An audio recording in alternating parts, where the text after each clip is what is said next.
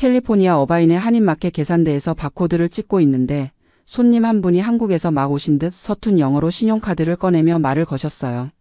저기 혹시 한국 분이세요? 네, 맞습니다. 아이고, 반갑네요. 저는 딸 보러 여기 왔다가 장 보러 나왔어요. 미국 물가가 정말 비싸네요. 그래도 여기 사시는 분들은 연금이 많이 나오지 않나요? 손님은 계산을 기다리며 자연스럽게 이런저런 이야기를 꺼내셨어요. 저는 습관적으로 미소를 지으며 대꾸했습니다. 글쎄요, 그렇게 많지는 않아요. 에이, 그래도 한국보다는 낫잖아요. 저는 15년만 냈는데도 매달 110만 원씩 받거든요. 미국은 더 많이 나오지 않나요? 그 말에 손이 멈췄습니다. 110만 원이요? 15년만 내고 말입니까? 저는 가방에서 지난주 받은 사회보장연금 수표를 떠올렸어요. 1,400달러. 한국 돈으로 환산하면 한 190만 원쯤 되겠지요. 숫자만 보면 많아 보이지만 여기서 그 돈으로는 아무것도 할 수 없어요. 저는 1,400달러 정도 받는데 여기 물가로는 턱없이 부족합니다. 손님은 잠시 당황한 표정을 지으시더니 이내 그래도 미국이 좋지 않나요? 라며 애써 밝게 웃으셨어요. 저는 더 이상 말을 잇지 못했습니다. 계산을 마치고 영수증을 건네며 감사합니다 라고 했지만 가슴 한구석이 무너져 내리는 것 같았어요. 퇴근 후 제 작은 원룸 아파트로 돌아왔습니다. 문을 열고 들어서니 좁은 공간이 눈에 들어왔어요. 월세가 1,200달러. 연금에서 이걸 내고 나면 손에 남는 돈이 200달러뿐입니다. 한 달을 200달러로 살아야 한다는 게 말이 됩니까? 냉장고를 열어보니 한인마켓에서 유통기한이 임박해서 버려질 뻔한 것들을 얻어온 식품들만 가득했어요. 반쯤 무른 토마토, 내일 모레면 상할 우유, 상추 몇 장. 저는 냉장고 문을 닫고 주저앉았습니다. 30년이에요. 이곳에서 30년을 살았는데 제 손에 남은 건 월 200달러의 여유뿐이었습니다. 1995년 봄 27이었던 제가 서울의 중견 기업 인사팀에서 퇴사 서류를 작성하던 날이 떠올랐어요. 5년간 다닌 회사였고 당시 월급이 120만 원이었으니 괜찮은 편이었지요. 회사에서 국민연금도 꾸준히 떼어갔고 저는 그게 뭔지도 제대로 모르면서 급여 명세서에 찍힌 숫자들을 그냥 지나쳤습니다. 결혼을 앞두고 있었어요. 예비 남편은 LA에서 한인식당을 운영하는 집안의 장남이었고 결혼하면 미국으로 가야 했습니다. 시어머니가 될 분이 한국에 오셔서 미국 가면 돈 많이 벌 수 있다고, 여기서 120만 원 버는 것보다 훨씬 좋은 삶을 살 수 있다고 말씀하셨어요. 저는 그 말을 믿었습니다. 아니, 믿고 싶었던 거겠지요. 인사팀 동료가 퇴사 서류를 검토하다가 말했어요. 미경아, 5년치 국민연금 환급 받으면 얼마 안 돼. 한 300만 원? 미국 가서도 계속 임의가입으로 낼 수 있으니까 알아봐. 그게 뭔데? 해외에 나가도 본인이 원하면 국민연금을 계속 낼 수 있어. 나중에 연금 받을 수 있으니까 끊지 말고 유지하는 게 좋아. 저는 고개를 끄덕였지만 사실 그게 얼마나 중요한 말인지 몰랐어요. 그날 저녁 예비 시어머니께 그 이야기를 꺼냈더니 단호하게 말씀하셨습니다. 그런 거 필요 없어. 미국 가면 여기 연금이 훨씬 좋아. 환급 받아서 결혼 자금에 보태라. 하지만 계속 넣으면 나중에 받을 수 있다는데요. 미국 가면 그런 거 신경 쓸 필요 없다니까. 당장 300만 원이면 살림 장만하는데 보태지. 저는 더 이상 따지지 못했습니다. 결혼을 앞둔 처지의 시어머니 말씀을 거스를 수도 없었고 솔직히 미국이라는 곳에 대한 기대가 컸으니까요. 환급 서류를 내고 300만 원 남짓한 돈을 받았을 때 그 돈으로 이불 세트를 사고 주방용품을 샀습니다. 국민연금이고 뭐고 미국 가면 새로운 삶이 시작될 거라고만 생각했어요.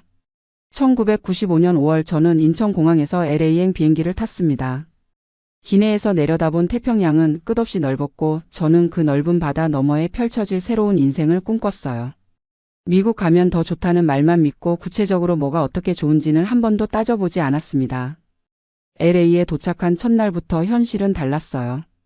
공항에 마중 나온 시어머니와 남편의 표정이 밝지 않았고 차를 타고 가는 길에 남편이 조심스럽게 말했습니다. 미경아, 우리 식당이 지금 좀 어려워. 장사가 예전 같지 않아. 괜찮아요.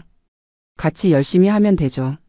하지만 식당을 보는 순간 가슴이 철렁 내려앉았어요. 코리아타운 골목 안쪽 낡은 건물 1층에 자리한 작은 식당. 점심시간인데도 손님은 2테이블뿐이었고 주방에서는 시아버지가 홀로 국을 끓이고 계셨습니다. 돈 많이 벌 수 있다던 그 식당이 이랬습니까? 시어머니가 당연하다는 듯 말씀하셨어요. 며느리도 당연히 식당 일 도와야지. 내일부터 주방 보조하고 손님 오면 서빙해. 네, 알겠습니다. 우리 가족끼리 무슨 돈을 받아. 같이 사는 거지. 임금은 없었어요. 아침 7시에 식당에 나가서 밤 9시까지 일했지만 제 주머니에 들어오는 돈은 한 푼도 없었습니다. 영어를 못하니 다른 직장을 구할 수도 없었고 남편은 조금만 참아. 장사 나아지면 나아질 거야라고만 했어요. 저는 매일 주방에서 설거지를 하고 홀을 닦으며 한국에서의 120만 원 월급이 얼마나 소중했는지 뒤늦게 깨달았습니다. 1년쯤 지났을 때 한인 커뮤니티 센터에서 우연히 상담사를 만났어요. 같은 한국 사람이었고 저보다 먼저 이민 온 선배였습니다. 미경 씨, 지금 일하시면서 사회보장세 내세요? 아니요, 가족식당이라 따로 그런 건 안 하는데요. 상담사가 난감한 표정을 지었어요. 그럼 나중에 연금 못 받아요. 미국은 최소 10년은 합법적으로 일하면서 세금을 내야 나중에 사회보장연금을 받을 수 있거든요. 10년이요? 네. 정확히는 40크레딧이라고 해서 1년에 4크레딧씩 쌓이는데 최소 10년은 일해야 연금 수급 자격이 생깁니다. 저는 멍하니 그 말을 들었어요. 그렇다면 지금까지 1년간 무급으로 일한 건 아무 의미가 없다는 거 아닙니까? 상담사가 다시 물었습니다. 한국 국민연금은 어떻게 하셨어요? 5년 넣었는데 환급 받았어요. 아이고, 환급 받으셨어요? 계속 임의 가입으로 내셨으면 좋았을 텐데. 해외 체류자도 가능하거든요. 지금이라도 다시 낼 수 있나요? 가능은 한데 매달 우편안이나 송금으로 보내야 해서 번거롭고 환율 손해도 있어요. 그리고 무엇보다 돈이 있어야 하죠. 돈. 그게 문제였어요. 저는 한 푼도 못 받고 일하고 있었고 남편이 주는 용돈으로 겨우 생필품을 사는 형편이었습니다. 집에 돌아와 시어머니께 조심스럽게 말씀드렸어요. 어머니, 한국 국민연금을 다시 낼 수 있대요. 그런데 돈 쓸 거 있으면 생활비에 보태라. 지금 식당이 얼마나 어려운데. 더 이상 말할 수 없었습니다. 저는 그렇게 국민연금 임의가입 기회를 놓쳤고 그게 얼마나 큰 실수인지는 한참 뒤에야 알게 됐어요. 1997년 임신을 했습니다. 입덧이 심해서 식당 일을 제대로 할 수 없었고 시어머니는 못마땅해 하셨지만 어쩔 수 없었어요. 아이를 낳고 나니 5년이 훌쩍 지나갔습니다. 기저귀 갈고 밥 먹이고 재우고 다시 깨우고. 그 반복 속에서 저는 제 삶이 어디로 가고 있는지 생각할 겨를도 없었어요. 2002년 아이가 유치원에 들어가면서 시간이 조금 생겼습니다. 남편이 말했어요. 미경아, 이제 애도 컸으니까 일 좀 해봐. 우리 식당은 계속 어렵고 돈이 필요해. 한인마켓에서 직원을 구한다는 광고를 보고 찾아갔습니다. 사장님이 물으셨어요. 영어 할 줄 아세요? 조금. 할 줄 압니다. 계산대 일인데 손님들이 카드 결제하고 간단한 질문하면 대답할 수 있어야 해요. 노력하겠습니다. 시간당 $8 50센트, 주 30시간 근무 조건이었어요.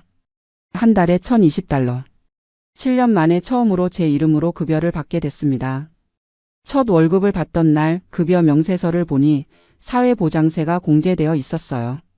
사장님이 말씀하셨습니다. 미경 씨, 파트타임이라 풀타임보다 크레딧이 천천히 쌓이긴 하는데 그래도 10년만 채우면 나중에 연금 나와요. 10년이요? 네.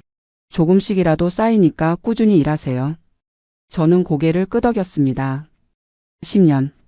2012년이면 제가 44시겠네요. 그때까지 일하면 연금을 받을 수 있다니 그래도 다행이라고 생각했어요. 2005년쯤 한국 친구에게 전화를 걸었습니다. 오랜만에 듣는 친구 목소리가 반가웠어요. 미경아, 잘 지내? 미국 생활은 어때? 응, 그럭저럭. 너는? 나는 회사 10년 됐어. 국민연금도 쌓이고 있고. 나중에 연금 나온다니까 다행이야. 너도 미국에서 받잖아? 응, 나도 지금 열심히 일하고 있어. 친구는 미국이 더 좋을 거야 라며 부러워했고 저는 그래, 여기도 괜찮아라고 대답했습니다. 하지만 전화를 끊고 나니 가슴 한구석이 허전했어요.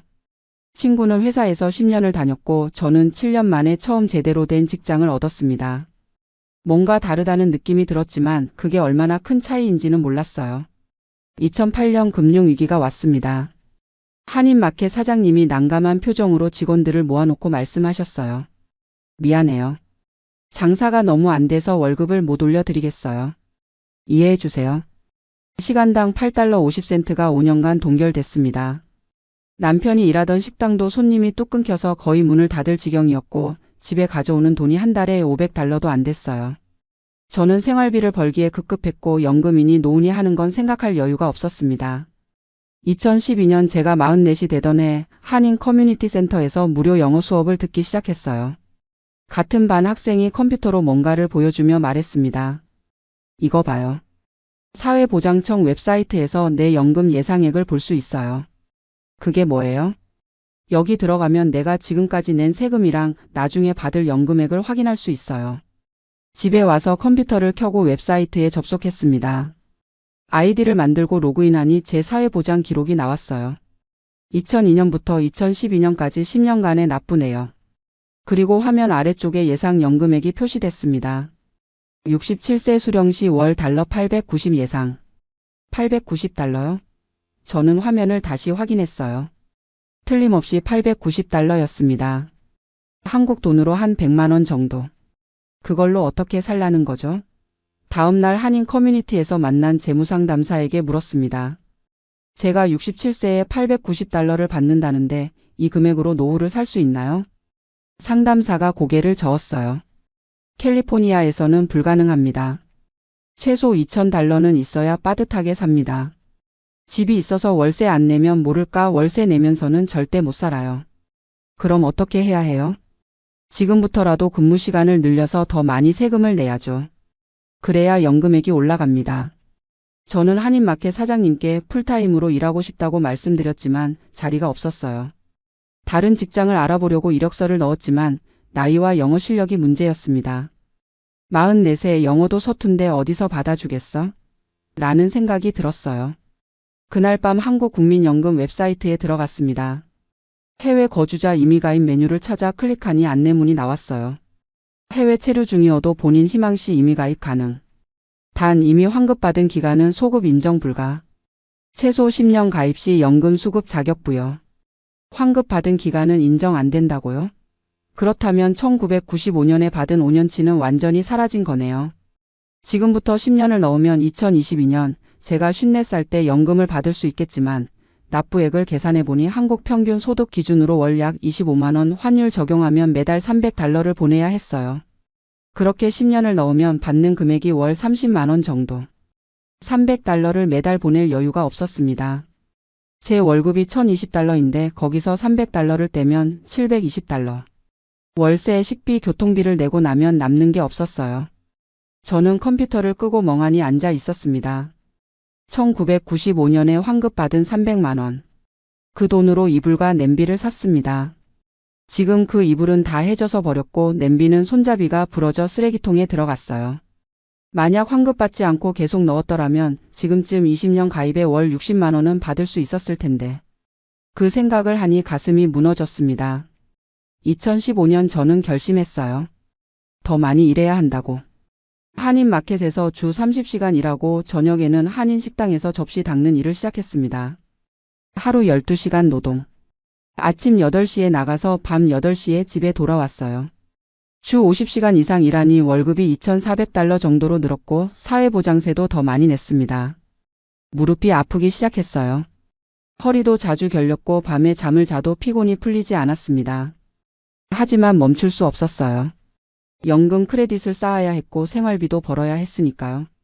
2020년 드디어 40크레딧을 채웠습니다. 18년 만이에요. 사회보장청 웹사이트에서 확인하니 연금 수급 자격 완료라는 메시지가 떴고 67세 수령 시 예상액이 1,400달러로 올라 있었어요. 1,400달러. 한국 돈으로 200만 원 가까이. 저는 안도했습니다. 이 정도면 그래도 살 수 있겠다고 생각했어요. 한국 친구들과 화상통화를 했습니다. 오랜만에 보는 얼굴들이 반가웠어요. 미경아, 넌 미국에서 연금 얼마나 받아? 나? 1,400달러. 한국 돈으로 200만 원 정도 돼. 우와, 맞네. 한국은 100만 원도 못 받는 사람 많아. 친구들이 부러워하는 표정을 지었고 저는 뿌듯했습니다. 미국 생활이 나쁘지 않다고 생각하며 그동안의 고생이 보상받는 기분이 들었어요. 전화를 끊고 나니 마음이 한결 가벼워졌습니다. 하지만 그건 착각이었어요. 2022년 코로나 팬데믹이 끝나고 물가가 미친 듯이 올랐습니다. 월세가 900달러에서 1200달러로 뛰었고 슈퍼마켓에서 우유 한 통 사는데 5달러가 넘었어요. 식료품비가 거의 2배가 됐습니다. 한인마켓 시간당 임금이 15달러로 올랐지만 물가 상승을 따라가지 못했어요. 남편이 운영하던 식당이 팬데믹으로 완전히 망했습니다. 폐업 신고를 하고 남편은 우버 운전을 시작했는데 한 달에 $1000 버는 게 고작이었어요. 저는 여전히 하루 12시간을 일했지만 늘어나는 생활비를 감당하기 벅찼습니다. 2023년 제가 64이 되던 해 한국 친구들과 다시 화상통화를 했어요. 한 친구가 밝게 웃으며 말했습니다. 미경아, 나 이번 달부터 국민연금 나오기 시작했어. 15년 넣었더니 매달 110만 원 나와. 남편이랑 합치면 200만 원 넘으니까 여유롭게 살아. 다른 친구가 거들었어요. 나도 10년만 냈는데 60만 원 나오는데 집은 있으니까 생활비로 충분해. 용돈으로 쓰기 딱 좋아. 저는 입이 바짝 말랐습니다. 나는 $1400 받는다. 친구들이 잠시 침묵하더니 조심스럽게 물었어요. 미국 물가에 그 돈이면 너무 적은 거 아니야? 집 월세가 얼마야? $1200. 뭐? 그럼 남는 돈이 겨우 $200네? 한국 돈으로 27만 원밖에 안 되잖아. 친구들이 놀라는 표정을 지었고 저는 아무 말도 할 수 없었습니다. 화상통화를 끊고 나니 방 안이 너무 조용했어요.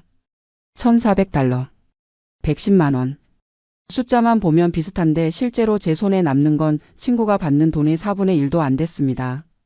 그제야 깨달았어요. 제가 받는 $1400가 한국의 110만 원보다 실질적으로 훨씬 적다는 걸. 집이 있어서 생활비만 있으면 되는 한국과 월세가 대부분을 차지하는 미국의 차이를. 30년간 제가 무엇을 선택했는지를. 2024년 초 저는 한국국민연금공단 해외 상담 전화를 걸었습니다. 국제전화 요금이 아까웠지만 마지막 희망이라도 붙잡고 싶었어요.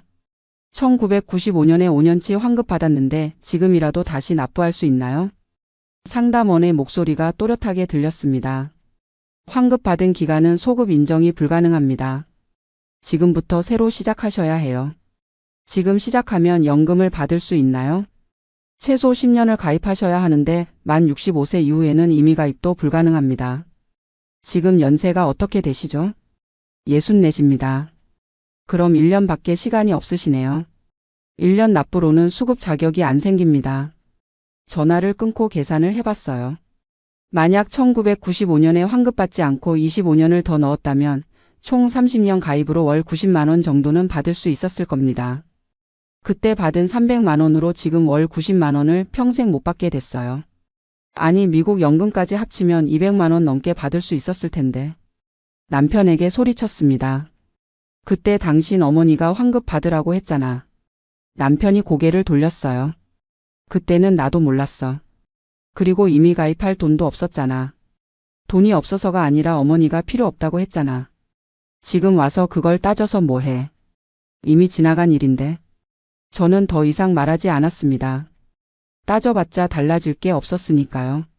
30년 전의 선택을 지금 바꿀 수는 없었어요. 2024년 6월 제가 65이 됐습니다.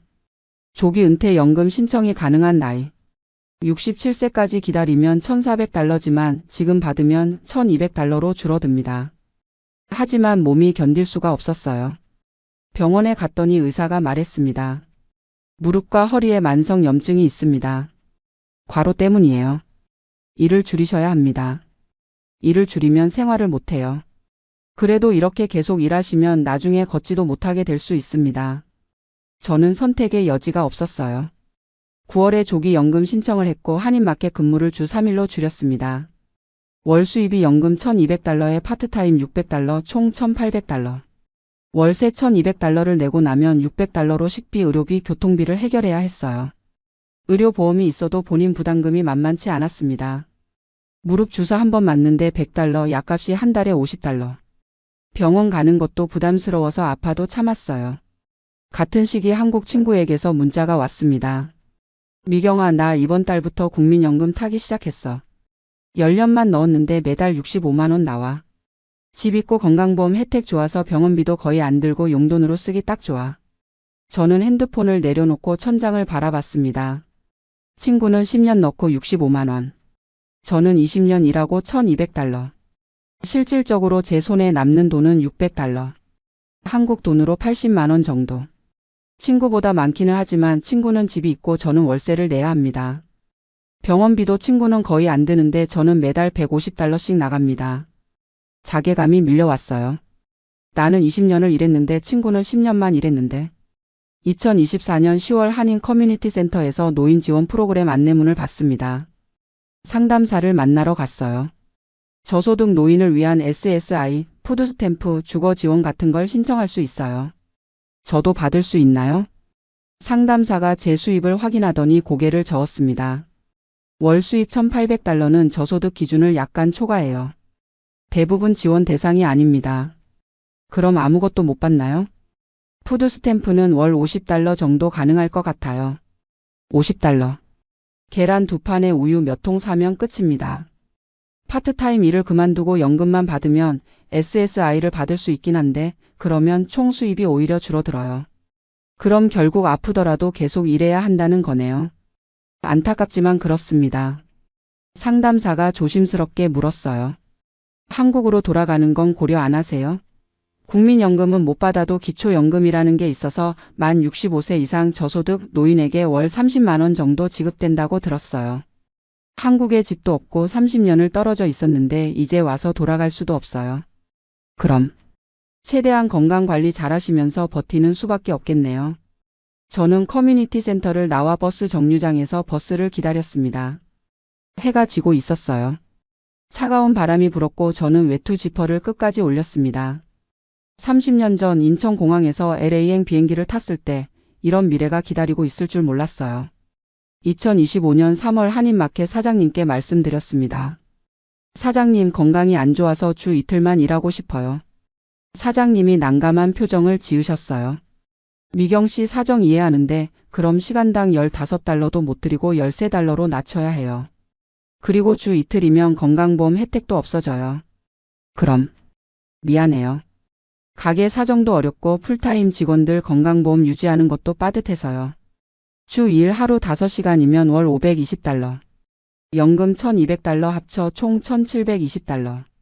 하지만 건강보험이 없어지면 민간보험료로 월 300달러가 추가로 나갑니다. 실질 수입 1420달러에서 월세 1200달러 제외하면 남는 돈 220달러. 사장님 주 3일로 유지하겠습니다. 4월 어느 날 계단을 내려가다가 발을 헛디뎠어요. 손으로 난간을 잡으려다 손목이 꺾이며 뚝 하는 소리가 났습니다. 응급실에 갔더니 손목 골절. 깁스를 하고 청구서를 받았는데 본인 부담금이 800달러였어요. 지금까지 모아둔 비상금이 1500달러였는데 절반 이상이 한순간에 사라졌습니다. 의사가 말했어요. 2달간 손목 사용 금지입니다. 일은 쉬셔야 해요. 이틀만 쉬고 일하면 안 되나요? 계산대 일이면 손을 계속 써야 하잖아요. 무리하시면 제대로 안 붙어요. 결국 2달간 일을 쉬어야 했습니다. 수입이 연금 1200달러뿐. 월세를 낼 수가 없었어요. 남편에게 말했습니다. 당신이 벌어온 돈으로 월세 내야겠어. 내가 우버로 버는 것도 한 달에 1000달러밖에 안 돼. 그럼 어떡해? 월세 안 내면 쫓겨나. 미경아 나도 힘들어. 하루 12시간 운전하는데 기름값 빼면 남는 게 없어. 우리는 서로 소리를 질렀고 결국 남편이 나가버렸습니다. 저는 빈 방에 혼자 남아 손목을 감싼 깁스를 내려다봤어요. 손목 하나 다쳤을 뿐인데 삶이 무너져 내렸습니다. 2025년 6월 손목이 회복되어 다시 한인마켓으로 돌아갔습니다. 하지만 예전처럼 무거운 물건을 나를 수는 없었어요. 사장님과 재협상을 했습니다. 계산대 업무만 하는 조건으로 시간당 13달러 주 3일 근무 어때요? 알겠습니다. 월 수입 연금 1200달러에 파트타임 468달러, 총 1668달러. 그런데 7월에 집주인이 월세 인상 통보를 했어요. 8월부터 1300달러. 남는 돈 368달러로 모든 생활비를 감당해야 합니다. 저는 한인교회 무료 급식소를 일주일에 3번 이용하기 시작했어요. 시니어 센터의 무료 점심 프로그램에도 등록했습니다. 옷은 중고 가게에서만 샀고 병원은 정말 아파도 웬만하면 가지 않았어요. 10월 말 어느 날 66번째 생일이었습니다. 한인마켓 계산대에 앉아 있는데 문득 케이크가 먹고 싶었어요. 휴게실에 가서 작은 케이크 한 조각을 샀습니다. 3달러 99센트. 플라스틱 포크로 케이크를 떠먹으며 핸드폰을 꺼냈어요.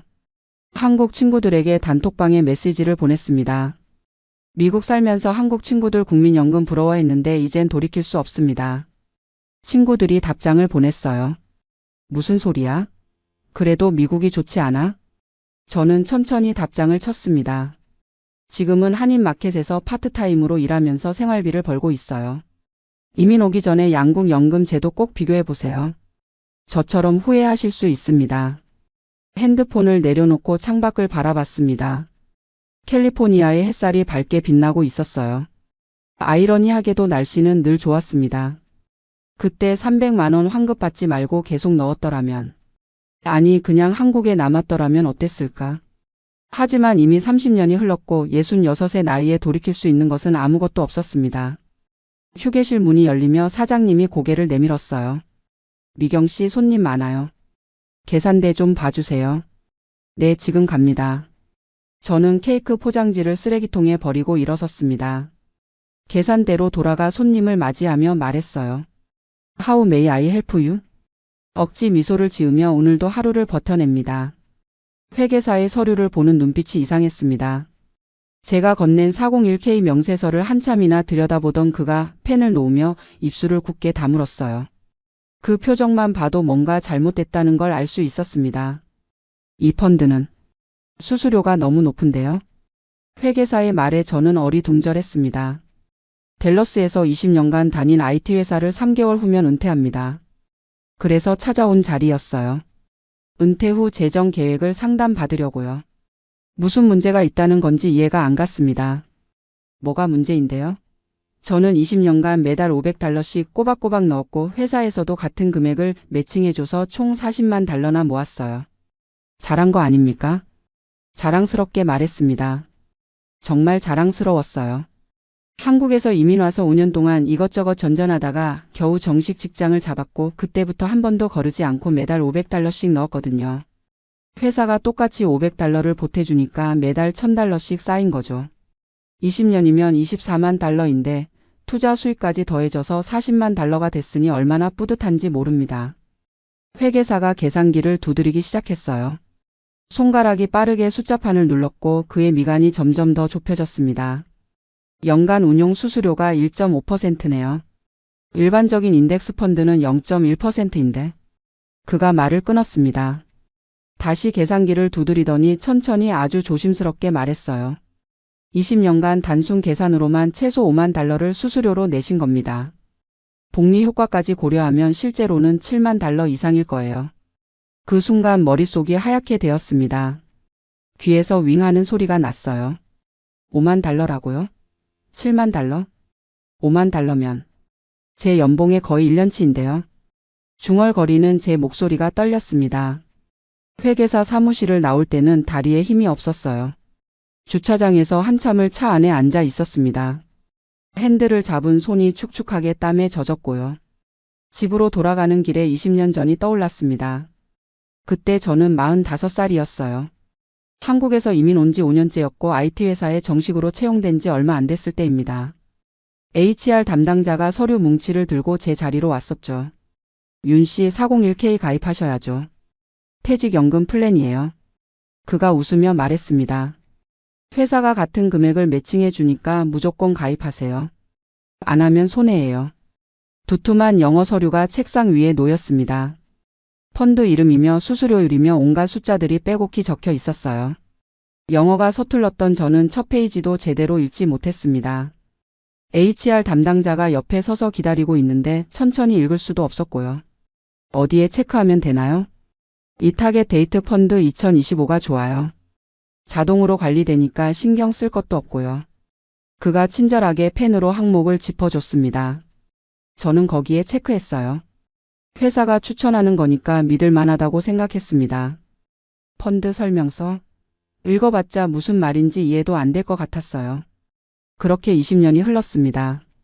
매달 급여 명세서를 받을 때마다 401k 잔고가 늘어나는 걸 보면 뿌듯했어요. 회사가 자동으로 넣어주니까 그냥 두면 알아서 불어나는 줄만 알았습니다. 신경 쓸 필요도 없었고요. 그게 좋은 거라고 생각했어요. 5년 전쯤이었나요? 점심시간에 동료 하나가 말했습니다. 너 401k 수수료 확인해 봤어? 수수료? 그게 뭔데? 나는 뱅가드 인덱스 펀드로 바꿨는데 수수료가 10분의 1밖에 안 돼. 너도 한번 확인해 봐. 그때 확인해 봤어야 했습니다.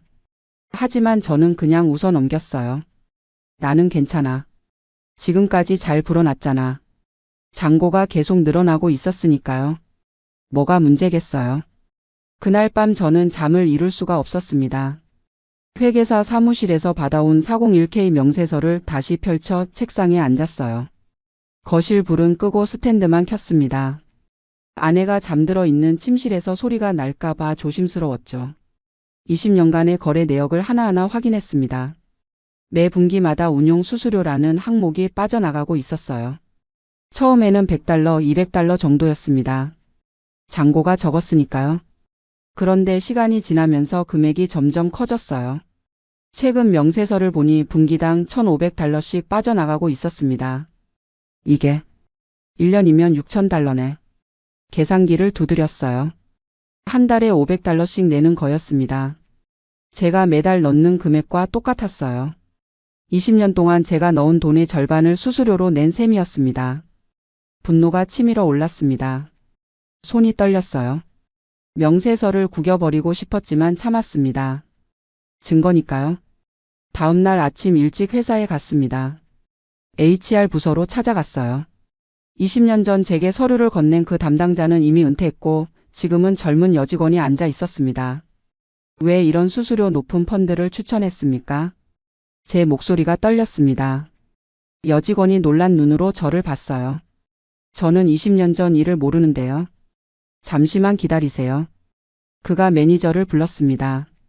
중년의 남자가 나왔어요. 제 명세서를 보더니 어깨를 으쓱했습니다. 저희는 여러 옵션을 제공했을 뿐이고 선택은 본인이 하신 거예요. 설명서에 다 나와 있었습니다. 그걸 어떻게 다 읽어요? 영어도 어려웠고 회사에서 추천한 거라고 해서 믿었는데. 죄송하지만 저희 책임은 아닙니다. 법적으로 모든 절차는 정상이었어요. 매니저가 사무적으로 말했습니다.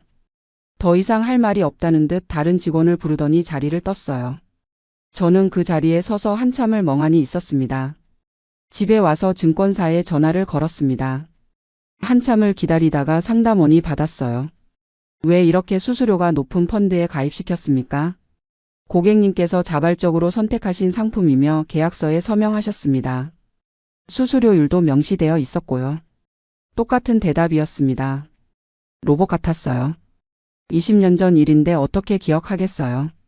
그리고 영어로 된 복잡한 서류를 이민자가 어떻게 다 이해해요? 법적으로 모든 절차가 정상적으로 진행되었습니다. 더 도와드릴 것이 없습니다. 전화가 끊어졌습니다. 변호사를 찾아갔어요. 한인타운에 있는 사무실이었습니다. 나이든 변호사가 제 이야기를 듣더니 고개를 저었습니다. 계약서에 서명했고 수수료율도 공시되어 있었다면 소송으로 돌려받기는 거의 불가능합니다. 설명 의무 위반을 증명하기도 어렵고요. 그럼 제가 그냥 당하라는 겁니까? 유감이지만 법적으로 할 수 있는 게 없어요. 상담료는 $100입니다. 집에 와서 아내에게 이 사실을 털어놓았습니다. 아내는 저녁 준비를 하다 말고 저를 돌아봤어요. 당신이 좀 더 꼼꼼히 챙겼어야지. 20년이나 방치해놓고 이제 와서 뭘 어떻게 해요? 아내의 말이 칼처럼 꽂혔습니다. 틀린 말은 아니었어요. 제 잘못이 맞습니다. 하지만 그렇게 말하니 더 억울했어요. 딸아이가 저녁 먹으러 왔을 때 이야기했습니다. 딸은 접시에 밥을 푸면서 말했어요. 아빠 그래도 $40만 모은 거잖아요. $5만 날렸어도 $35만 있는 거고요. 그걸로 은퇴하세요. 위로하려는 건 알았습니다. 하지만 마음이 편하지 않았어요. $5만 작은 돈이 아니거든요. 며칠 동안 아무것도 할 수가 없었습니다. 회사에 가도 일이 손에 안 잡혔어요. 퇴근하고 집에 와서는 컴퓨터 앞에 앉아 은퇴 커뮤니티를 뒤졌습니다. 그러다가 용기를 내서 제 사연을 올렸어요. 새벽 2시였습니다. 20년 동안 401k에 돈을 넣었는데 수수료가 너무 높은 펀드였습니다. $5만 이상을 손해봤어요. 어떻게 해야 할까요? 다음 날 아침 일어나서 확인하니 댓글이 수십 개 달려 있었습니다. 저도 똑같은 경험했어요. 15년간 4만 달러 날렸습니다. 타겟 데이트 펀드가 다 그래요. 수수료 폭탄이죠. 지금이라도 뱅가드나 피델리티 인덱스 펀드로 갈아타세요. 0.03%면 됩니다. 혼자가 아니었습니다. 같은 피해를 입은 사람들이 이렇게 많았어요. 그런데 한 댓글이 눈에 띄었습니다. 저는 증권사를 상대로 집단 소송에 참여했는데 수수료 일부를 환급받았어요. 지금도 진행 중인 소송이 있으니 변호사 연락처 드릴게요. 저는 바로 그 사람에게 메시지를 보냈습니다. 몇 시간 후 답장이 왔고 변호사 이름과 전화번호가 적혀 있었어요. 다음 날 바로 전화를 걸었습니다. 여자 변호사였어요. 제 이야기를 다 듣더니 말했습니다. 개인 소송은 어렵지만 같은 펀드 피해자들이 많다면 집단 소송으로 갈 수 있어요.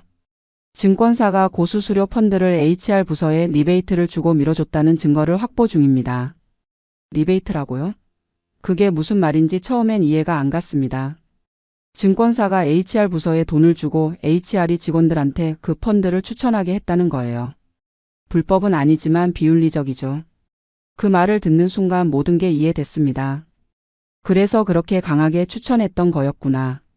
회사 동료들에게 물어보세요. 같은 시기에 입사한 사람들이 같은 펀드에 가입했을 겁니다. 변호사의 조언대로 저는 동료들에게 물어보기 시작했습니다. 점심시간에 20년 전 같이 입사했던 동료를 만났어요. 커피를 마시며 넌지시 물었습니다. 너 401k 어디 가입했어? 타겟 데이트 펀드 2025. 너도? 나도 그거야. 수수료 확인해 봤어? 그의 얼굴이 굳어졌습니다. 1.5%. 비싸긴 한데 뭐 어쩌겠어. 나는 20년 동안 5만 달러를 수수료로 냈어. 뭐? 그가 놀라서 커피를 쏟을 뻔했습니다. 저는 제 명세서를 보여줬어요. 그도 자기 명세서를 확인하더니 얼굴이 새하얗게 변했습니다. 나도. 비슷한 것 같아. 일주일 동안 20년 전 같이 입사한 동료 5명을 모두 찾아다녔습니다. 놀랍게도 모두 같은 펀드에 가입되어 있었어요. 그리고 모두 높은 수수료에 대해 불만을 품고 있었습니다. 우리 같이 소송하자. 제가 제안했습니다. 처음에는 다들 망설였어요. 소송이라는 게 쉬운 일이 아니잖아요. 시간도 오래 걸리고 돈도 들고요. 하지만 한 명씩 설득했습니다. 그냥 당하고 살 거야? 5만 달러면 작은 돈 아니야. 결국 5명 모두 동의했고 저희는 변호사를 찾아갔습니다. 변호사는 저희 6명의 명세서를 검토하더니 고개를 끄덕였어요. 좋아요. 같은 회사, 같은 시기, 같은 펀드. 이건 우연이 아닙니다. 증거를 수집하죠. 저희는 HR 부서에 20년 전 이메일 기록을 정보 공개 청구로 확보하려 했습니다. 하지만 돌아온 답변은 실망스러웠어요. 보관 기간이 지나 삭제되었습니다. 그때 한 동료가 말했습니다. 20년 전 HR 담당자가 지금은 은퇴했는데 그 사람에게 직접 물어보면 어떨까요? 그거였습니다. 저는 은퇴한 전 HR 담당자의 연락처를 수소문하기 시작했어요. 회사 인사과에 물어보고 예전 동료들에게도 물어봤습니다. 일주일 만에 찾아냈습니다. 전화를 걸었어요. 안녕하세요. 윤성호라고 합니다. 20년 전에 회사에서 401k 가입할 때 도와주셨죠. 전화 너머로 침묵이 흘렀습니다. 한참 후에 낮은 목소리가 들렸어요. 무슨 일이세요?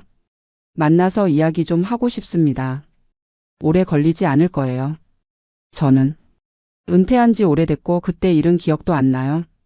부탁입니다. 저희는 소송하려는 게 아니라 진실을 알고 싶을 뿐입니다.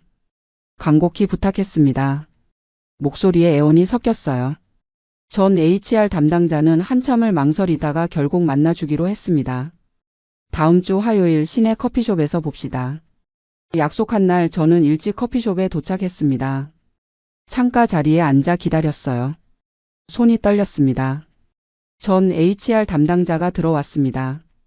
백발이 성성한 노인이었어요. 20년 만에 보니 많이 늙었더군요. 그도 저를 알아봤는지 고개를 끄덕이며 다가왔습니다. 오래간만입니다. 저는 일어나 악수를 청했어요. 그의 손이 차가웠습니다. 우리는 커피를 주문하고 마주 앉았습니다. 한참 동안 아무 말도 없었어요.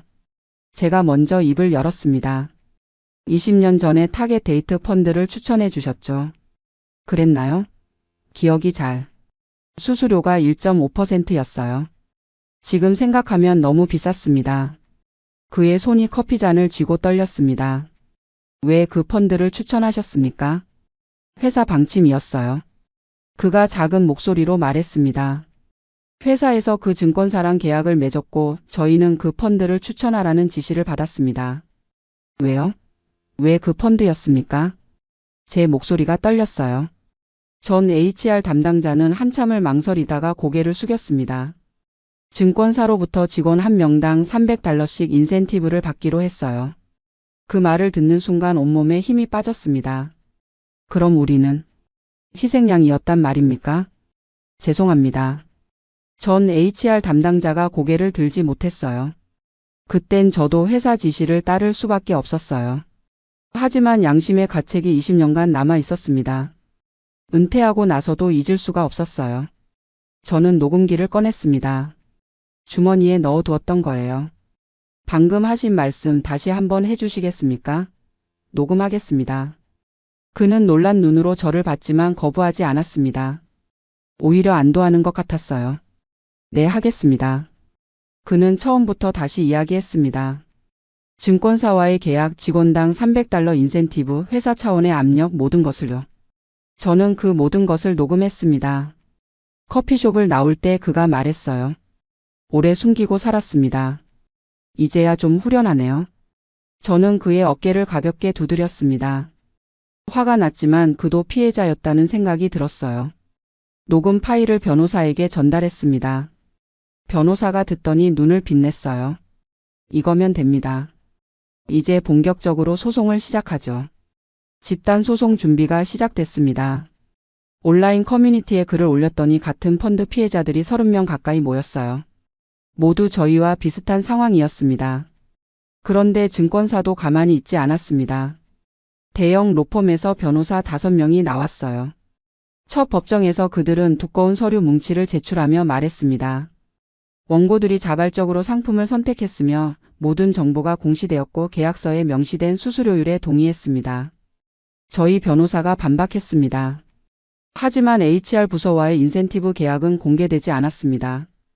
단순한 마케팅 협력 관계였을 뿐입니다. 증권사 측 변호사가 당당하게 말했어요. 더 나아가 원고들은 20년간 시장 평균 수익률을 얻었으며 수수료를 제외하고도 충분한 이익을 봤습니다. 오히려 저희의 전문적 운용 덕분에 손실을 면했다고 봐야 합니다. 법정을 나올 때 가슴이 답답했습니다. 이길 수 있을까 싶었어요. 더 나쁜 일이 생겼습니다. 동료 중 한 명이 전화를 했어요. 성호야, 증권사에서 연락이 왔어. 소송에서 빠지면 $10,000,000를 합의금으로 주겠대. 뭐? 나 고민 중이야. 소송 비용도 만만치 않잖아. 그리고 이길지도 모르고. 잠깐만, 지금 뭐 하는 거야? 제 목소리가 높아졌습니다. 우리 여기까지 같이 온 거잖아. 지금 빠지면 소송 자체가 약해져. 미안해. 나도 은퇴 앞두고 스트레스 받기 싫어. 전화가 끊어졌습니다. 집에 와서 아내에게 말했어요. 아내는 설거지를 하다 말고 저를 돌아봤습니다. 이제 그만하고 받을 수 있는 거라도 받아. 소송 비용도 만만치 않잖아. 당신도 그래? 현실적으로 생각해봐요. $400,000 있으면 은퇴하는데 문제 없어요. 저는 아무 말도 할 수 없었습니다. 다음 법정에서 판사가 말했습니다. 원고 측이 피해를 입증하기 위해서는 만약 저렴한 펀드에 가입했을 경우의 수익률을 계산해야 하는데 이는 가정일 뿐 확실한 손해라고 보기 어렵습니다. 분위기가 급격히 불리해졌습니다. 그날 밤 저는 다시 명세서를 펼쳐놓고 앉았어요. 포기하고 싶었습니다. 정말로요. 하지만 20년 동안 매달 $500씩 모은 그 돈이 눈앞에 아른거렸어요. 다음 날 회계사에게 전화를 걸었습니다. 정확한 손실 계산서를 만들어 주실 수 있습니까? 물론이죠. 일주일 후 회계사가 두꺼운 보고서를 건넸습니다. 만약 윤 씨가 같은 기간 뱅가드의 S&P 500 인덱스 펀드에 가입했다면 현재 잔고는 $400,000가 아닌 $483,000였을 겁니다. $83,000. 숫자가 명확했습니다. 가정이 아니라 계산이었어요. 저는 더 파고들었습니다. 회사에서 2010년 이후에 입사한 직원들의 401k 현황을 조사했어요. 놀랍게도 그들은 대부분 저렴한 인덱스 펀드에 가입되어 있었습니다. 변호사에게 이 자료를 제출하며 말했습니다. 증권사가 시기에 따라 상품 전략을 바꿨어요. 이건 초기에 고수수료 펀드가 부적절했다는 걸 스스로 인정한 겁니다. 변호사의 눈이 빛났습니다. 이거예요. 이게 결정타입니다. 온라인 커뮤니티의 피해자 30명도 모두 자신의 손실 계산서를 제출했습니다. 저희 전체의 손실액은 300만 달러가 넘었어요. 최종 변론 날이 왔습니다. 증권사 측 수석 변호사가 말했습니다.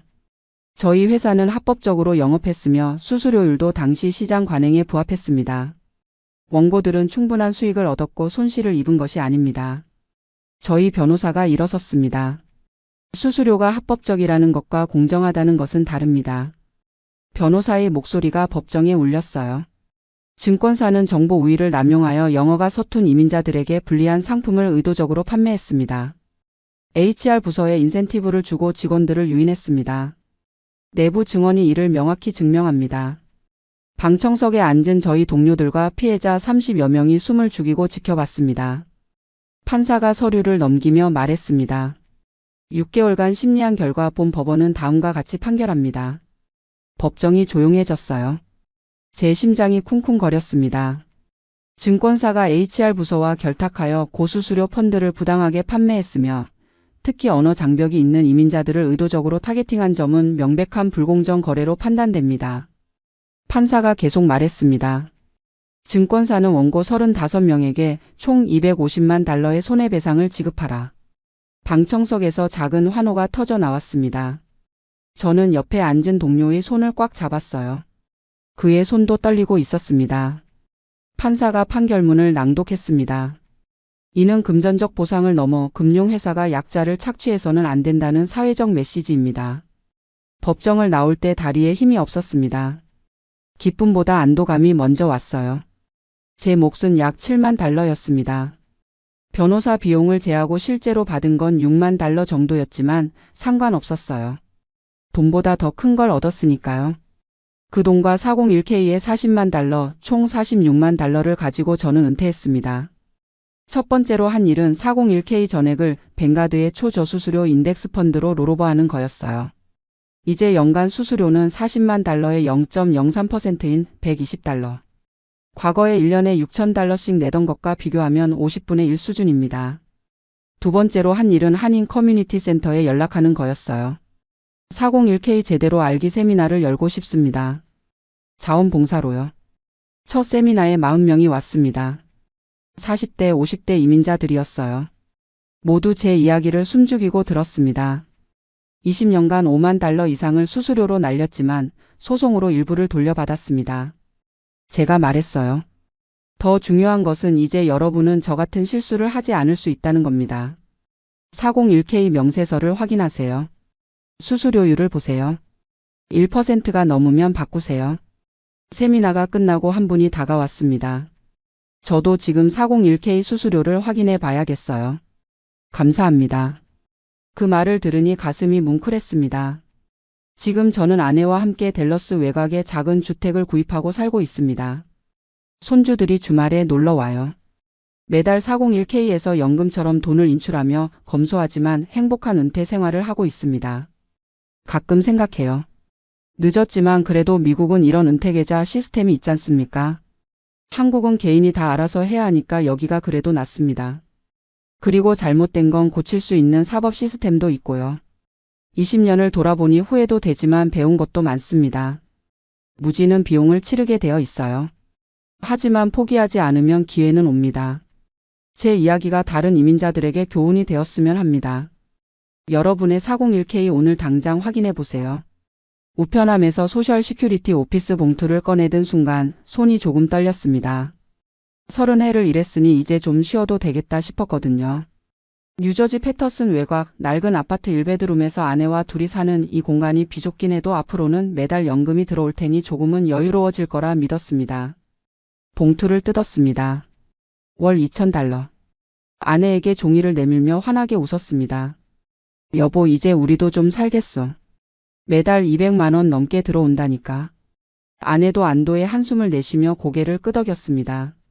그동안 식품 공장에서 포장 라인 관리자로 일하며 허리 한번 제대로 못 펴고 살았는데 이제는 아침마다 출근할 필요도 없고 공장 기계 소리에 기먹을 일도 없겠다 싶었습니다. 일주일 후 은행 계좌를 확인했습니다. 입금액은 1,650달러였습니다. 처음엔 실수인 줄 알았습니다. 다시 보고 또 봤습니다. 분명 통지서엔 2,000달러라고 적혀 있었는데 말입니다. 소셜 시큐리티 오피스에 전화를 걸었습니다. 한참을 기다린 끝에 연결된 직원이 설명했습니다. 연방세 180달러, 메디케어 파트비 보험료 170달러가 자동으로 빠져나간다고 했습니다. 그럼 실제로 받는 건 1,650달러란 말입니까? Yes, THATS your net amount. 전화를 끊고 주방 식탁에 앉았습니다. 계산기를 두드렸습니다. 렌트비 1,200달러를 내고 나면 450달러. 전기세 80달러, 가스비 60달러, 인터넷 50달러, 핸드폰 요금 60달러. 250달러가 나갔습니다. 손에 남은 돈은 200달러. 한 달 식비와 약값으로는 터무니없이 부족한 금액이었습니다.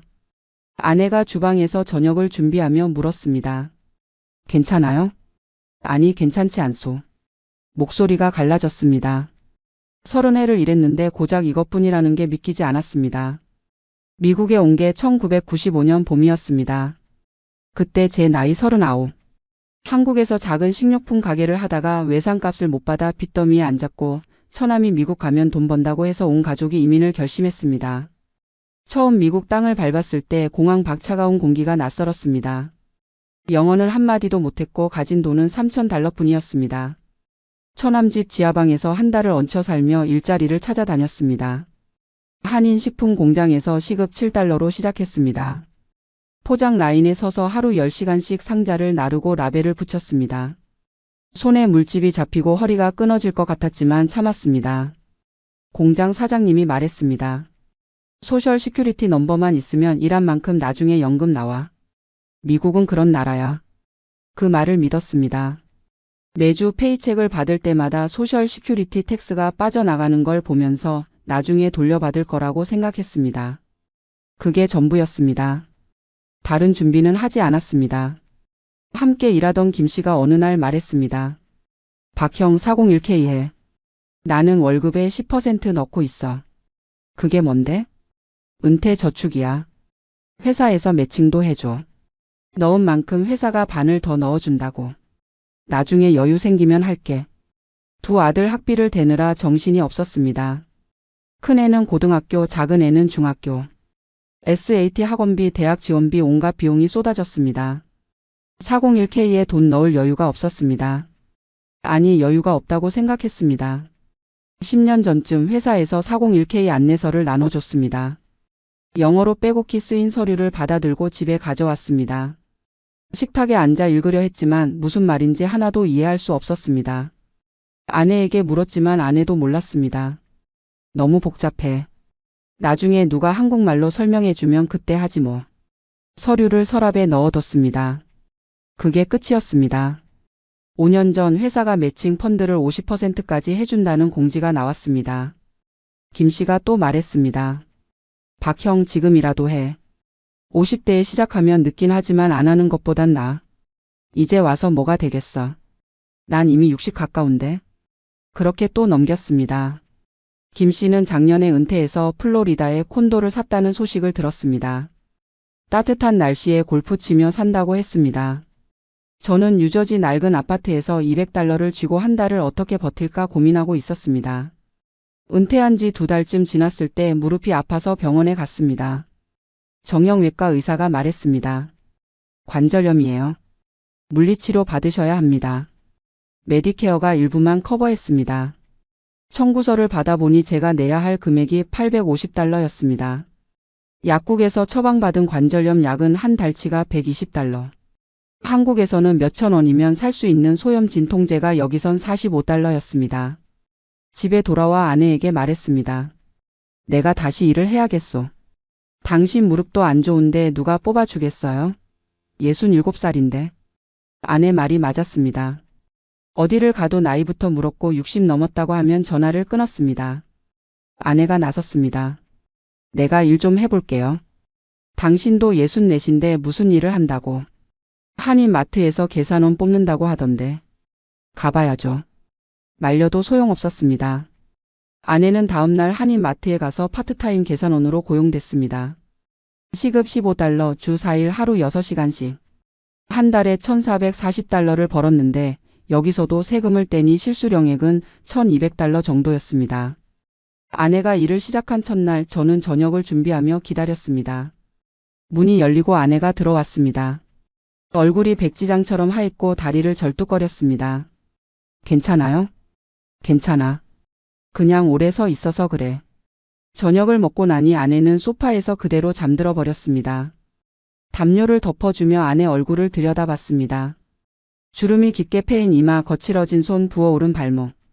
64살 여자가 하루 6시간씩 서서 일하고 있었습니다. 쟤 때문에 잠이 오지 않았습니다.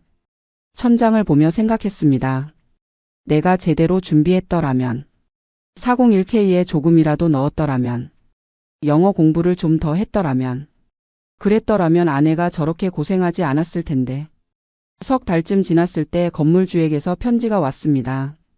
렌트를 $1,200에서 $1,400로 올린다는 통지였습니다. 뉴저지 평균 렌트비가 $1,600 이상인 걸 생각하면 양심적인 인상이긴 했지만 우리에게는 감당할 수 없는 금액이었습니다. 한인 부동산을 찾아갔습니다. 중년 여자가 컴퓨터를 두드리며 말했습니다. $1,000 이하? 룸렌트 말고는 없어요. 룸렌트요? 방 하나만 빌리는 거요. 화장실이랑 주방은 다른 사람들이랑 같이 쓰고. 60 넘은 부부가 남의 집 방 한 칸에 얹혀 살 수는 없었습니다. 더 싼 동네는 없나요? 있긴 한데 치안이 안 좋아요. 밤에 돌아다니기 위험하고. 부동산을 나오며 아내가 물었습니다. 한국으로 돌아갈까요? 돌아간다. 어디로? 한국에는 집도 없었고 건강보험 자격도 잃은 지 오래였습니다. 20년 넘게 한국에 세금을 안 냈으니 국민연금도 받을 수 없었습니다. 두 아들은 미국에서 가정을 꾸렸습니다. 큰아들은 캘리포니아에서 IT 회사를 다니고 작은 아들은 텍사스에서 회계사로 일했습니다. 명절 때 큰아들이 전화했습니다. 아버지 생활은 괜찮으세요? 돈 좀 보내드릴까요? 아니다. 우리 괜찮아. 자존심이었습니다. 자식한테 손 벌리고 싶지 않았습니다. 아들이 제안한 $500가 절실했지만 받을 수 없었습니다. 전화를 끊고 냉장고를 열었습니다. 김치통 하나, 계란 몇 개, 라면 3개가 전부였습니다. 어느 날 한인 커뮤니티 센터 앞을 지나다가 전단지를 받았습니다. 시니어 복지 프로그램 설명회라고 적혀 있었습니다. 별 기대 없이 참석했습니다.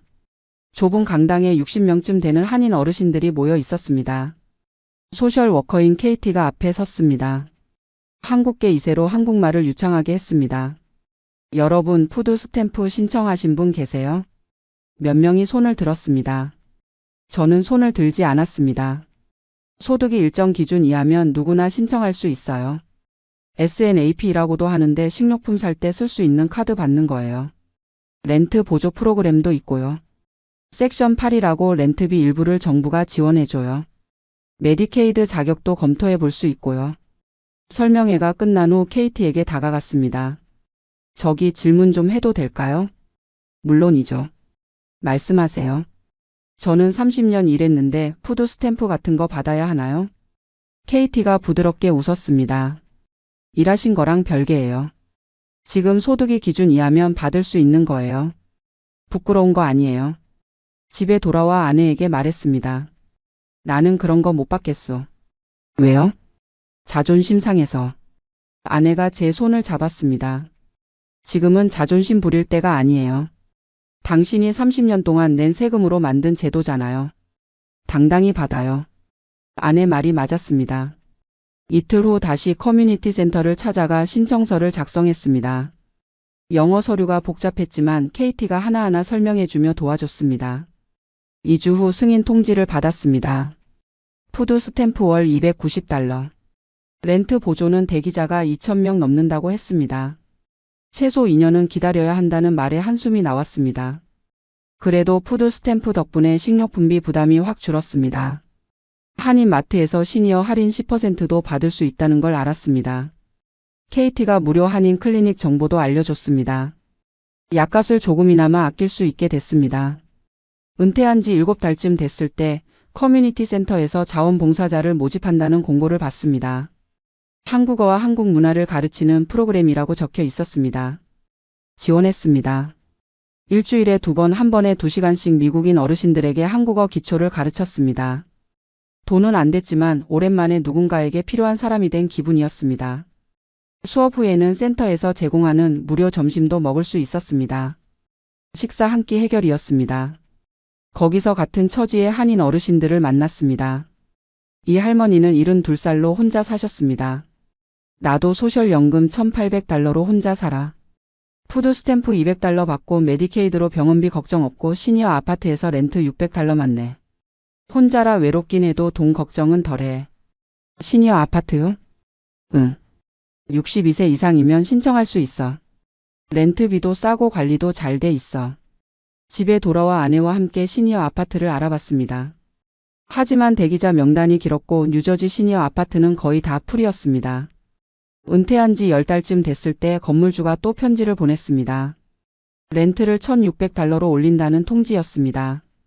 내년부터는 $1,800로 올릴 계획이라는 문구까지 적혀 있었습니다. 같은 주에 아내가 일하던 한인 마트가 문을 닫았습니다. 경영난이라고 했습니다. 아내의 파트타임 수입 $1,200가 사라졌습니다. 아내가 다른 일자리를 찾아다녔지만 64이라는 나이에 영어도 서툰 상황에서 쉽게 구해지지 않았습니다. 3주 만에 간신히 구한 곳은 한인 식당 설거지였습니다. 시급은 $13로 더 낮았고 일은 더 고됐습니다. 하루 5시간 주 4일로 월 수입이 $1,040로 줄었습니다. 계산기를 두드렸습니다.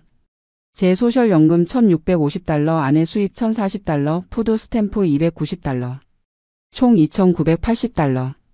여기서 렌트 $1,600, 공과금 $250, 메디케어 추가 보험 $180, 핸드폰 $80를 내고 나면 $870만 남았습니다.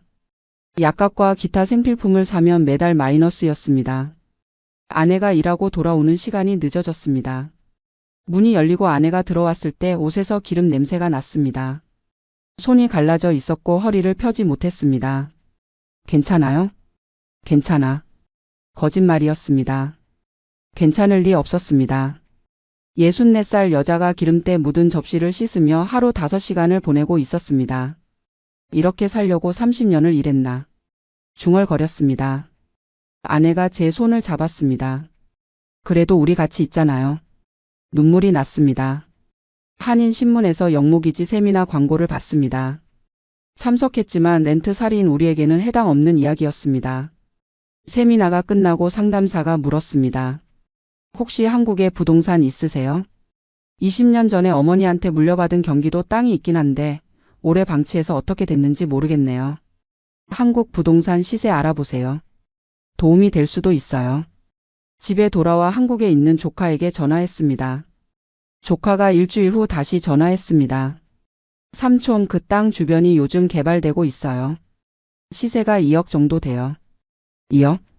네. 팔 생각 있으시면 제가 도와드릴게요. 아내와 밤새 이야기했습니다. 한국 갈 일도 없었고 자식들도 미국 사람이 됐으니 한국 땅은 의미가 없었습니다. 조카에게 부탁했습니다. 석 달 후 땅이 2억 1천만 원에 팔렸습니다. 환율 계산하면 약 15만 7천 달러였습니다. 이 돈으로 뉴저지 외곽의 시니어 타운하우스에 있는 작은 콘도를 샀습니다. 14만 달러짜리 오래된 건물이었지만 우리 것이었습니다. 월 HOA 관리비는 $320. 렌트비 $1,600에 비하면 절반 이하였습니다. 남은 1만 7천 달러는 비상금으로 저축했습니다. 이사한 날 콘도 열쇠를 손에 쥐었습니다. 30해 만에 처음으로 제 이름이 적힌 집을 가지게 됐습니다. 하지만 희망은 오래가지 않았습니다. 콘도로 이사한 지 2달 후 HOA 관리비 $320 외에 재산세 연 $3,600, 주택보험 연 $1,200가 추가로 나간다는 걸 알았습니다. 월로 계산하면 재산세 $300, 보험 $100였습니다. 렌트비보다는 싸지만 생각보다 부담이 컸습니다. 콘도는 30년 된 오래된 건물이었습니다. 이사한 지 석 달 만에 온수기가 고장났습니다. 교체 비용 1,200달러. 보일러 수리 800달러. 예상 못한 지출이 계속 발생했습니다. 비상금 17,000달러가 1년도 안 돼 12,000달러로 줄었습니다. 아내는 여전히 식당에서 설거지를 했습니다. 허리 통증을 호소했지만 그만두면 수입이 끊기니 진통제를 먹어가며 계속 일했습니다. 제 무릎 관절염도 악화됐습니다. 걷기조차 힘들어졌지만 병원비가 부담되어 참았습니다. 어느 날 아내가 울면서 집에 돌아왔습니다. 왜 그래요? 식기를 떨어뜨려 깨뜨렸어요. 식당 주인이 급여에서 200달러 깎는데요. 아내가 주저앉았습니다. 나이 들어 이렇게까지 해야 하나요? 아내를 안아줬습니다. 조금만 더 버티자. 하지만 저도 답이 보이지 않았습니다. 은퇴한 지 1년 반쯤 됐을 때 이 할머니가 다시 물었습니다. 메디케이드 신청해 봤어요? 콘도를 샀으니 자산이 있어서 안 될 거예요. 뉴저지는 주 거주지는 자산으로 안 쳐요. 소득만 봐요. 신청해 봐요. KT를 다시 찾아갔습니다. 상담을 받아보니 부부 합산 소득이 메디케이드 기준선 근처라 신청 가능성이 있다고 했습니다. 서류를 준비해서 신청했습니다. 6주 만에 승인 통지를 받았습니다. 메디케이드 승인. 병원에 갔습니다. 밀렸던 무릎 수술을 받았습니다. 비용은 메디케이드가 다 커버했습니다. 아내도 허리 치료를 시작했습니다. 약가 걱정도 사라졌습니다. 같은 시기에 렌트 보조 대기자 명단에서 연락이 왔습니다. 2년 만이었습니다. 하지만 렌트만 해당되고 자가 소유는 해당 없다는 통보였습니다. 그럼 콘도를 팔고 다시 렌트를 해야 하나? 고민했지만 2년 후면 70이 넘는데 그때 다시 이사할 체력이 있을지 의문이었습니다. 포기했습니다. 대신 아내에게 말했습니다. 당신은 이제 일 그만둬. 내가 뭐라도 더 해보겠어. 한인마트 야간 재고 정리 일자리에 지원했습니다. 주 3일 일 4시간 시급 16달러였습니다. 야간 일을 시작한 지 석 달쯤 됐을 때 몸은 힘들었지만 아내가 쉴 수 있게 되어 다행이라고 생각했습니다. 월 768달러의 추가 수입이 생겼습니다. 경제 상황이 조금 나아졌습니다. 총 수입은 제 소셜연금 1,650달러, 야간 일 768달러, 푸드 스탬프 290달러로 2,708달러였습니다. 지출은 HOA 320달러, 재산세 300달러, 보험 100달러, 공과금 200달러, 핸드폰 80달러로 1,000달러였습니다. 남은 1,708달러로 생활하니 이전보다 여유로워졌습니다. 하지만 무릎 수술 후유증으로 야간 작업이 점점 힘들어졌습니다. 어느 날 재고 상자를 옮기다가 허리를 삐끗했습니다. 2주간 쉬어야 했습니다. 그 2주 동안 수입 384달러가 사라졌고 카이로프랙터 치료비 300달러가 추가로 나갔습니다. 이른까지 이렇게 일할 수는 없어. 한인 재정 상담사를 찾아갔습니다. 아내 소셜연금은 언제부터 받을 수 있나요? 62세부터 조기 수령 가능하지만 감액돼요. 67세에 받으면 프랙이고요. 아내는 64이었습니다. 3년을 더 기다려야 했습니다. 아, 그런데 배우자 혜택은 알고 계세요? 그게 뭔데요? 아내 명의로 남편 소셜연금의 50%까지 받을 수 있어요. 아내 자체 소셜연금이 적을 경우에요. 계산해보니 제 소셜연금 2,000달러의 50%인 1,000달러를 아내가 받을 수 있었습니다. 서류를 준비해서 신청했습니다. 2달 후 승인됐습니다. 아내 명의로 월 950달러가 입금되기 시작했습니다. 세금 후 820달러였습니다. 야간 일을 그만뒀습니다. 대신 주 2회 커뮤니티 센터에서 자원봉사를 이어갔습니다. 무료 점심도 계속 먹을 수 있었습니다. 은퇴한 지 3년째 시니어 타운하우스 콘도에서 나름의 안정을 찾았습니다. 월 수입은 제 소셜연금 1,650달러, 아내 배우자 혜택 820달러, 푸드 스탬프 290달러로 2,760달러였습니다. 월 지출은 고정비 1,000달러, 생활비 1,200달러로 2,200달러였습니다. 월 560달러를 저축할 수 있었습니다. 메디케이드 덕분에 의료비 걱정이 없었고 푸드 스탬프로 식료품비를 해결했습니다. 커뮤니티 센터에서 주 3회 무료 점심을 먹으며 한인 어르신들과 어울렸습니다. 한국어 수업 자원봉사를 이어가며 보람을 느꼈습니다. 어느 날 큰아들이 캘리포니아에서 방문했습니다. 아버지, 이제 좀 괜찮아 보이네요. 그동안 힘드셨죠? 뭐 이제는 괜찮아. 내가 걱정할 것 없다. 속으로는 다른 생각이 들었습니다. 30년 일해서 이게 전부구나. 아들이 돌아간 후 아내와 함께 커뮤니티 정원에 앉았습니다. 저녁 노을을 바라봤습니다. 그래도 여기서 나이 들어도 존중받잖아요. 한국 같으면 자식들 눈치 보며 살았을 거예요. 그건 그래. 여긴 나이 들어도 스스로 살 수 있는 시스템은 있으니까. 다만 그걸 일찍 알았더라면 좋았을 텐데. 한인신문에 기고문을 쓰기로 결심했습니다. 제목은 30년 일했지만 은퇴 준비는 0년이었습니다. 마이너스 후배 이민자들에게였습니다. 기고문에 제 실수를 솔직히 털어놨습니다. 401K는 무조건 하세요. 회사 매칭 있으면 공짜 돈입니다. 소셜연금만으로는 절대 부족합니다. 배우자 혜택 메디케이드, 푸드 스탬프 같은 제도들 미리 공부하세요. 영어 못해도 한인 소셜워커 찾아가면 도와줍니다. 자존심 때문에 안 받는 것보다 당당히 받는 게 현명합니다. 30년 세금 낸 권리입니다. 마지막 문장을 썼습니다. 미국은 준비된 자에게는 천국이지만 무지한 자에게는 생존의 땅입니다. 저는 후자였습니다. 여러분은 전자가 되시길. 기고문을 신문사에 보냈습니다. 창밖을 바라봤습니다. 해가 지고 있었습니다.